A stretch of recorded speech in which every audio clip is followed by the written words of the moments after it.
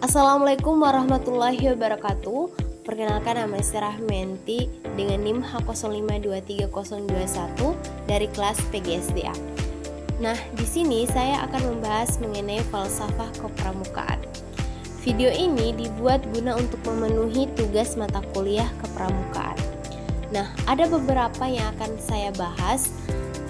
Yang pertama ada Pancasila, Trisatya, Dasadharma, serta AD dan ART dalam gerakan pramuka.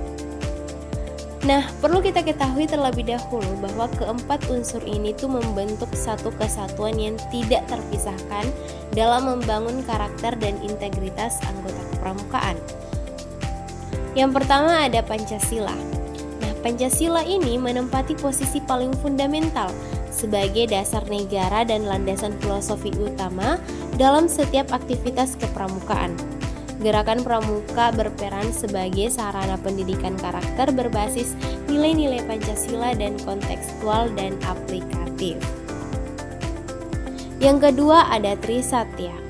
Trisatya adalah janji yang diucapkan oleh setiap anggota pramuka sebagai ikrar moral, berfungsi sebagai pondasi spiritual dan nasionalisme yang kuat. Kemudian ada Dasadharma. Dasadharma adalah 10 butir tuntutan sikap dan perilaku yang menjadi kode etik kepramukaan. Nilai-nilai ini diterapkan secara berkelanjutan untuk membentuk kepribadian yang jujur, berani, dan mandiri. Kemudian yang terakhir ada AD dan ART. Nah, AD dan ART ini adalah dokumen formal yang menjamin kelangsungan organisasi dan pelaksanaan nilai-nilai tersebut. AD menjelaskan mengenai dasar-dasar hukum yang ada dalam gerakan pramuka seperti tujuan dan struktur. Sementara ART adalah pedoman teknis operasional keorganisasian. Selanjutnya di poin kedua ada Pancasila, dasar falsafah kepramukaan. Nah, Pancasila dijadikan dasar falsafah karena merupakan ideologi bangsa yang menunjukkan jati diri, kristalisasi nilai-nilai leluhur bangsa, dan sumber dari segala sumber hukum di Indonesia. Pancasila sebagai ideologi berisi mengenai konsep dasar tentang kehidupan yang dicita-citakan dan menjadi panduan hidup warga negara Indonesia. Penerapannya dalam gerakan pramuka itu bertujuan untuk membentuk kepribadian yang berakhlak mulia, patriot, taat terhadap hukum, disiplin, dan memiliki kecakapan hidup. Nah, ada beberapa cara dalam mengamalkan Pancasila dalam kegiatan pramuka. Yang pertama ada sila pertama, yaitu ketuhanan yang Maha Esa, yang dimaknai setiap kegiatan selalu diawali dan diakhiri dengan doa serta menghormati perbedaan agama. Contohnya kegiatan mengadakan kegiatan kerohanian dan kegiatan keagamaan lainnya. Kemudian yang kedua ada kemanusiaan yang adil dan beradab, yang maksudnya yaitu kita harus bersikap adil, menjunjung tinggi nilai kemanusiaan dan kasih sayang terhadap sesama tanpa membeda-bedakan latar belakang satu sama lain. Kemudian yang ketiga ada persatuan Indonesia, yaitu menanamkan semangat cinta tanah air dan persatuan pada diri kita masing-masing. Kemudian yang keempat ada kerakyatan yang dipimpin oleh hikmat kebijaksanaan dalam permusyawaratan perwakilan, yang artinya kita harus mampu membiasakan diri untuk bermusyawarah, menghargai pendapat orang lain, dan mengambil keputusan secara mufakat.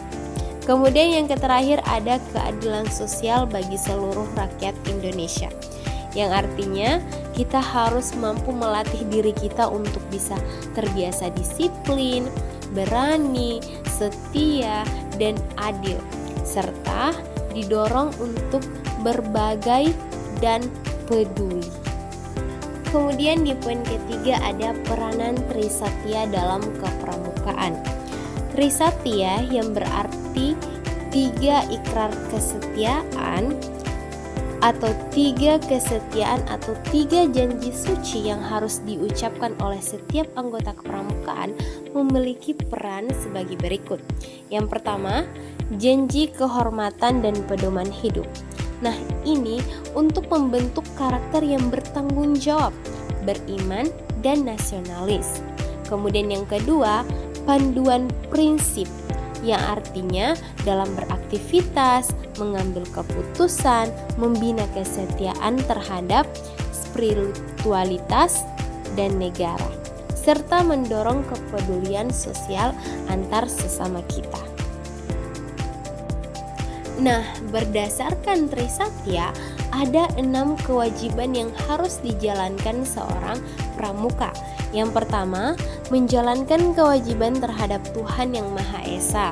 Kemudian, menjalankan kewajiban terhadap Negara Kesatuan Republik Indonesia. Kemudian, menjalankan kewajiban terhadap Pancasila.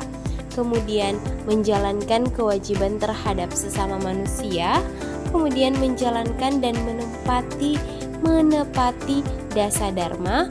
Kemudian yang terakhir ada menjalankan kewajiban terhadap masyarakat dengan membantu kepentingan bersama. Poin selanjutnya ada nilai utama yang terkandung dalam dasa dharma pramuka. Yang pertama ada takwa kepada Tuhan Yang Maha Esa, yaitu takwa luhur atau berbakti dijadikan sebagai landasan menuntut anggota menjunjung tinggi Tuhan Yang Maha Esa. Kemudian ada cinta alam dan kasih sayang sesama manusia, yaitu melimpahkan cinta kepada alam serta cinta kepada sesama manusia. Kemudian ada patriot yang sopan dan kesatria, yaitu berbakti kepada negara, bersikap sopan, dan memiliki jiwa kepahlawanan, gigih dan jujur. Kemudian ada patut dan suka bermusyawarah, patuh pada aturan yang disepakati dan menghargai pendapat orang lain melalui musyawarah.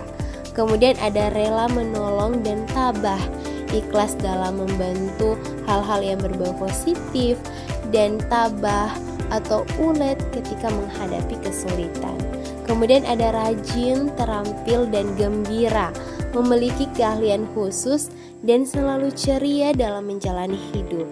Kemudian ada hemat, cermat, dan bersahaja, menggunakan sesuatu secara tepat dan secara benar, teliti, dan tetap bersahaja.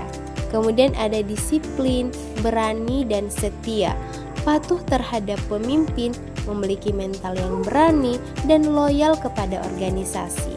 Kemudian ada bertanggung jawab dan dapat dipercaya, bertanggung jawab atas segala perbuatan yang kita lakukan dan dapat dipercaya oleh orang lain atau masyarakat.